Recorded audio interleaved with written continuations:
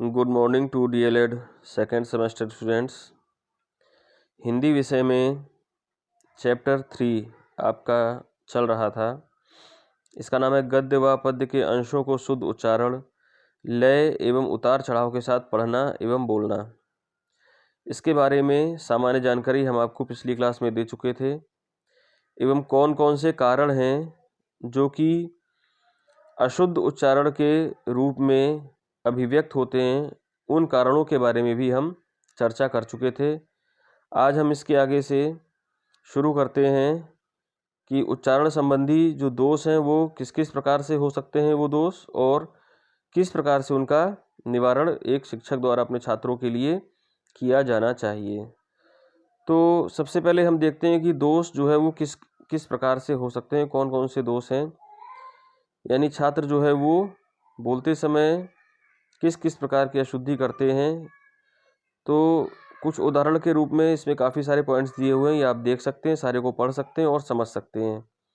कुछ बिंदुओं के बारे में हम यहाँ पर चर्चा कर लेते हैं, जैसे कि एक एग्जाम्पल दिया हुआ है सबसे पहले ही कि ई को दीर्घ ई के रूप में उच्चारण करने का दोष बहुत अधिक पाया जाता है। यानी कि ह्रस्व ई को दीर्घ ई के रूप में, ई को ई के रूप में उच्चारण करने का दोष, जैसे इमली को ईमली या ईख को इख, इस प्रकार का कई बार जो है लोग या छात्र वो आपस में इंटरचेंज कर देते हैं इस प्रकार से बोलने के समय, यानी कि वो सही प्रकार से ह्रस्व और दीर्घ को नहीं समझ पा करके वो उसी रूप में उसका उच्चारण करते हैं। इसके अलावा कुछ और जैसे एग्जाम्पल बहुत सारे उदाहरण दिए हैं, ये आप देख सकते हैं। यहाँ पर कुछ एग्जाम्पल की हम चर्चा करते हैं, जैसे ड और ढ।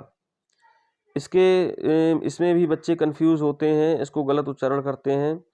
जैसे कुछ लोग सड़क को सड़क बोलते हैं, या जैसे ढक्कन को डक्कन भी बोल सकते हैं, या ढक्कन को ढक्कन बोलते हैं, या जो डा की जगह मतलब ढा इस्तेमाल करते हैं या ढा की जगह ड इस्तेमाल करते हैं। इस प्रकार की अशुद्धियाँ भी हमें बच्चों के बोलने में दिखती हैं, तो हमें तत्काल उनको सही कराना चाहिए।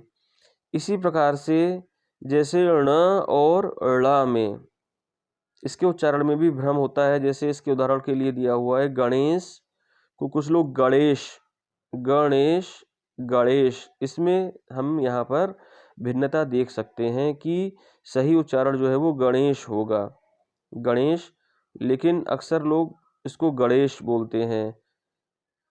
तो इस प्रकार के अशुद्ध उच्चारण जो है वो जब छात्र करते हैं तो उस समय एक शिक्षक का ये कर्तव्य बन जाता है कि उसको तत्काल सही करे, ताकि उनकी हैबिट में वो अशुद्ध उच्चारण ना आने पाए।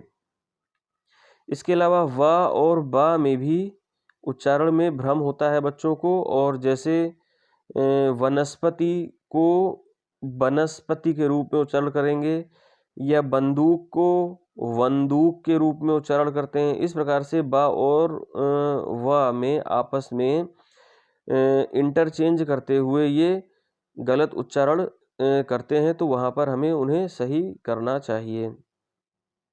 इसके अलावा कुछ जैसे द्या, दा के नीचे हलंत और या, जैसे विद्यालय, इसका एक उदाहरण है। तो विद्यालय को विद्यालय भी बोलते हैं कुछ लोग, विद्यालय। तो इस प्रकार से विद्यालय या फिर विद्यालय बोलेंगे, दोनों गलत हैं। विद्यालय में नीचे दा के नीचे हलंत लगता है, यानी कि वो आधा हो जाता है, और उसके बाद या विद्यालय।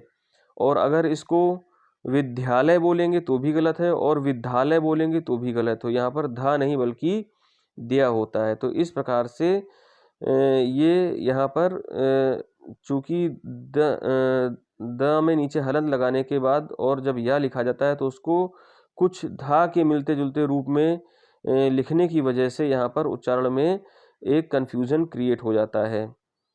तो इस चीज़ के बारे में भी बच्चों को स्पष्ट बताना चाहिए कि एक्चुअल में ये ऐसे नहीं ऐसे होता है, और इसको उच्चारण भी इस प्रकार से सही उच्चारण दिया होगा, ना कि ध्या होगा। तो इस प्रकार से हम देखते हैं, जैसे कुछ उदाहरण और हैं कि छा और छा में भी बच्चे कंफ्यूज होते हैं। और जैसे कक्षा, तो कक्षा की जगह कच्छा बोलेंगे या कच्छा बोलेंगे। इस तरह से कुछ गलतियां छात्र करते हैं। सुरक्षा, तो सुरक्षा की जगह सुरक्षा बोलेंगे।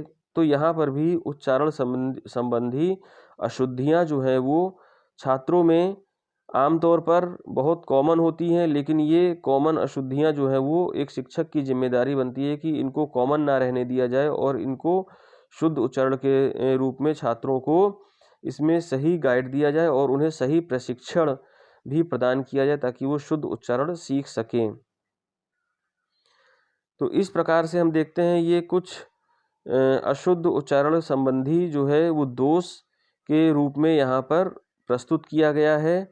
और इन चीज़ों का हमें ध्यान में रखते हुए और छात्रों को बताना चाहिए कि एक्चुअल में जो शब्द हैं इनका शब्द का लिखने का तरीका ये होता है और इनका सही उच्चारण का भी तरीका ये होता है। इस प्रकार से हमें बच्चों को प्रॉपर इस बारे में गाइड करते रहना चाहिए ताकि उनकी हैबिट में ये अशुद्ध उच्चारण ना आने पाए। अगर हैबिट में अशुद्ध उच्चारण आ गया तो फिर उसे शुद्ध करना अत्यंत कठिन हो जाएगा।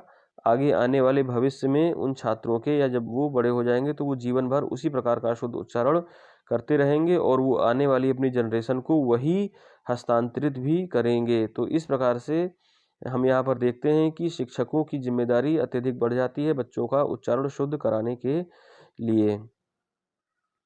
इसी प्रकार से कुछ आगे दिया हुआ है गद्य एवं पद्य शिक्षण के समय उच्चारण अभ्यास। तो यहाँ पर शिक्षक की जिम्मेदारी बनती है कि हिंदी विषय में जो भी टॉपिक होते हैं वो अधिकांश गद्य और पद्य के रूप में होते हैं।